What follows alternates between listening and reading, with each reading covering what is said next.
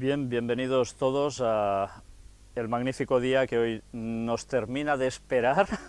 Hemos pasado una mañana creo que excelente en compañía de todos vosotros y ahora vamos a culminar para lo que hemos venido en definitiva aquí, que es para efectuar los bautismos, estos pactos con el Señor. Me gustaría, antes de nada, hacer una oración y después leeros algunos textos referentes al tema del bautismo. Padre nuestro, te agradecemos por este privilegio inmenso que nos das para poder tener estos momentos tan entrañables y que van a unir a más personas a tu pueblo y que ojalá sea para siempre. Haz que tu pueblo siga creciendo en estos momentos tan difíciles en que aceptar el Evangelio es cosa de realmente valientes. Ayúdanos a permanecer fieles hasta el final y especialmente con todo lo que tiene que venir. Que el Espíritu Santo nos ayude a entender ahora tu palabra y que nos ayude a dar siempre en tus caminos. Por el perdón de todos nuestros pecados, en el nombre de Jesús te lo pedimos. Amén. Bien, antes de empezar, deciros sobre todo que estamos muy felices de teneros aquí, no os lo podéis ni imaginar, no solo a las personas que os vais a bautizar, sino también a los que habéis venido acompañando. Y, como no, gracias, mil gracias, porque no sabéis la felicidad que nos estáis dando. Como decía antes también mi hermano, ya no es la primera vez que estamos viviendo esto, estamos teniendo el privilegio de que sea ya más de una ocasión, es la tercera. El mes que viene, si Dios quiere, habrá más bautismos y esto a nosotros nos desborda de alegría. Pero bien, debemos saber que cuando hacemos el bautismo es un pacto no con personas. Tengamos esto claro, el bautismo primordialmente es un pacto de relación con Dios. Y evidentemente este pacto hay que hacerlo a una edad madura, cuando toda persona puede razonar y decidir por sí mismo si quiere hacer este pacto o no. Y se tiene que hacer libremente, sin acosos, sin presiones, solo cuando la persona realmente cree que es su momento. Pero también es un pacto con Iglesia, ¿es verdad? Porque cuando uno se bautiza, entra a formar parte del pueblo de Dios, y esto quiere decir que formas parte de una iglesia, de una congregación. Esa congregación quizás es de 2, 3 personas, quizás tienes que estar solo por las distintas circunstancias de la vida, debido quizás donde estés.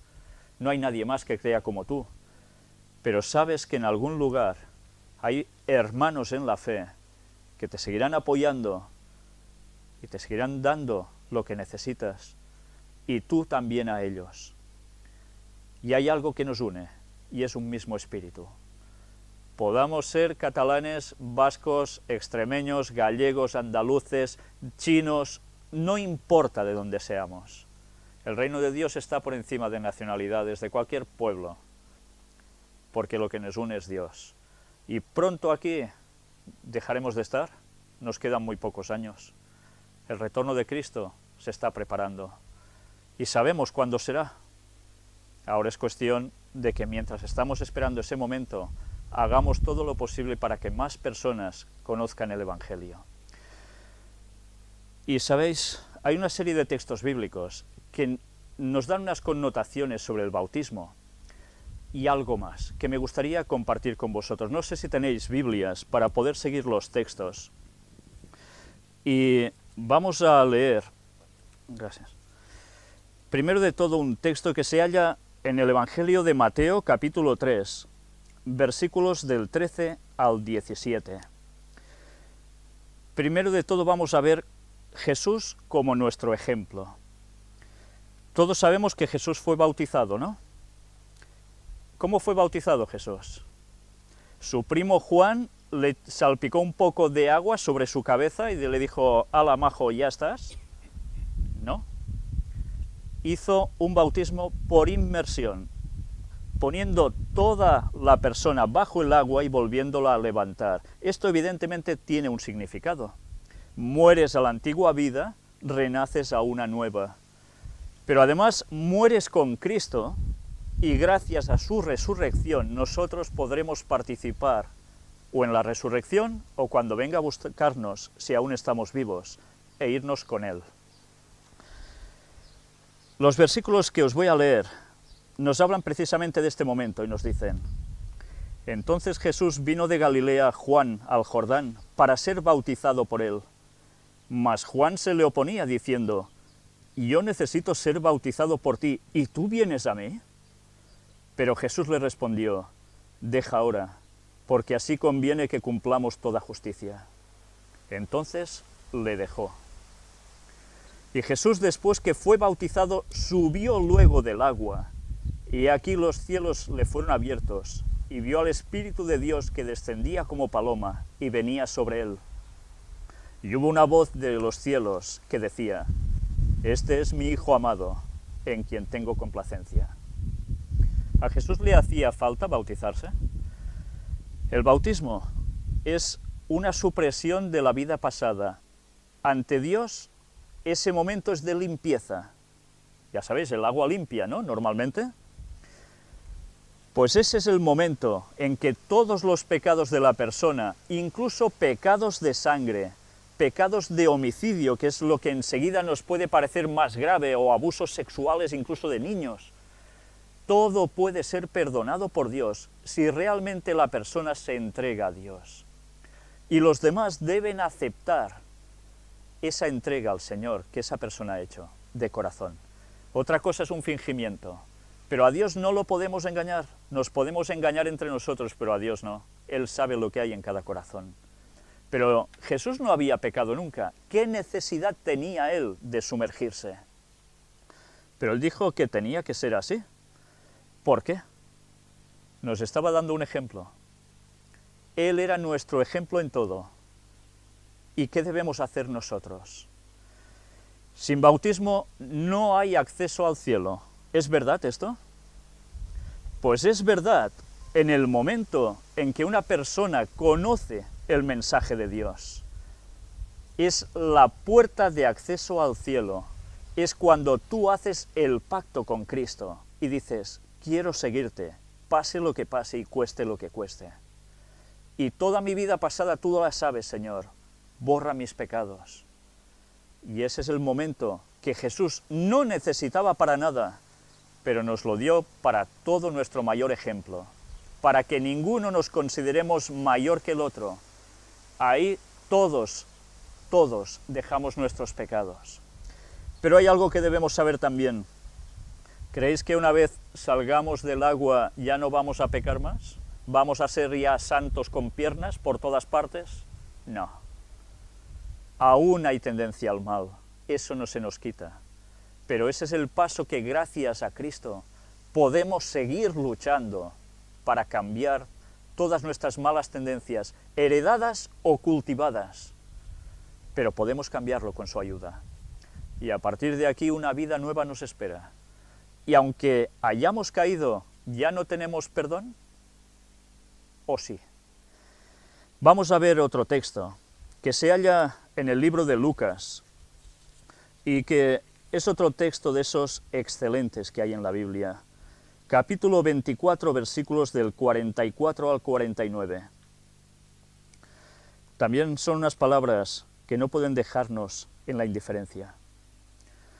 Y les dijo: estas son las palabras que os hablé, estando aún con vosotros, que era necesario que se cumpliese todo lo que está escrito de mí en la ley de Moisés, en los profetas y en los salmos. Entonces les abrió el entendimiento, para que comprendiesen las Escrituras, y les dijo: así está escrito, y así fue necesario que el Cristo padeciese, y resucitase de los muertos al tercer día, y que se predicase en su nombre el arrepentimiento y el perdón de pecados en todas las naciones, comenzando desde Jerusalén. Y vosotros sois testigos de estas cosas. He aquí yo enviaré la promesa de mi Padre sobre vosotros, pero quedaos vosotros en la ciudad de Jerusalén, hasta que seáis investidos de poder desde lo alto. Jesús habló de arrepentimiento y de perdón, y ese es un paso necesario, un bautismo sin un arrepentimiento previo no sirve de nada. Si ya nos consideramos que vamos a ser salvos igual o que poco importa lo que hayamos hecho, es un error. A Jesús le costó la vida, vino a morir por nosotros sin ninguna necesidad, pero nos dio las llaves para poder ser todos copartícipes del arrepentimiento. Y después del arrepentimiento, ¿Dios no da el perdón acaso? Él pagó por nosotros. Y al tercer día resucitó, dice el texto. De esto hablaremos próximamente en las temáticas. Cuando habla del tercer día, ¿a qué se estaba refiriendo? Pero, ¿sabéis? Tiene una gran significación. Jesús resucitó realmente. Y resucitó a tal punto que eso nos da la salvación a nosotros. Si Jesús hubiese quedado en el sepulcro, olvidaos, hasta este tiempo ya no llegamos. Nuestra generación ya no hubiese ni existido. El diablo hubiese terminado ya con la tierra y con la raza humana. ¿Sabéis que el diablo odia a muerte a la raza humana?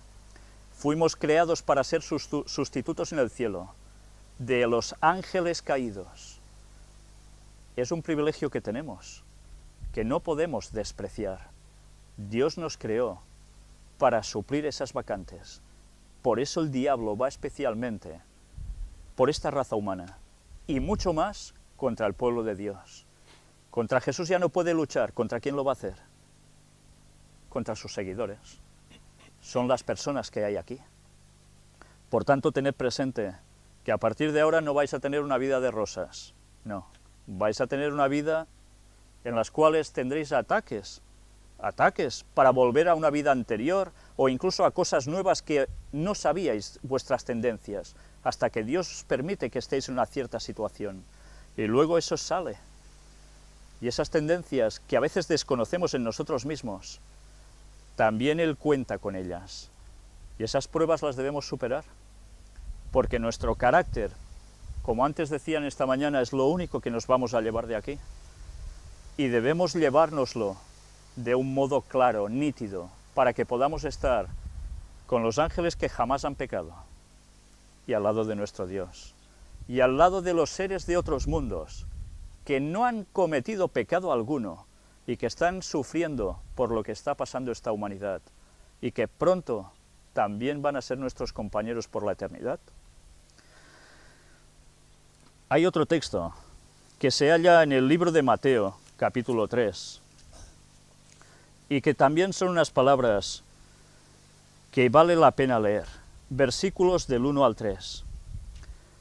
En aquellos días vino Juan el Bautista predicando en el desierto de Judea y diciendo: arrepentíos, porque el reino de los cielos se ha acercado. Pues este es aquel de quien habló el profeta Isaías cuando dijo: voz del que clama en el desierto, preparad el camino del Señor, enderezad sus sendas. Juan sabía que iba a bautizar a su primo, que no era un primo cualquiera, era el Mesías. Y dijo algo.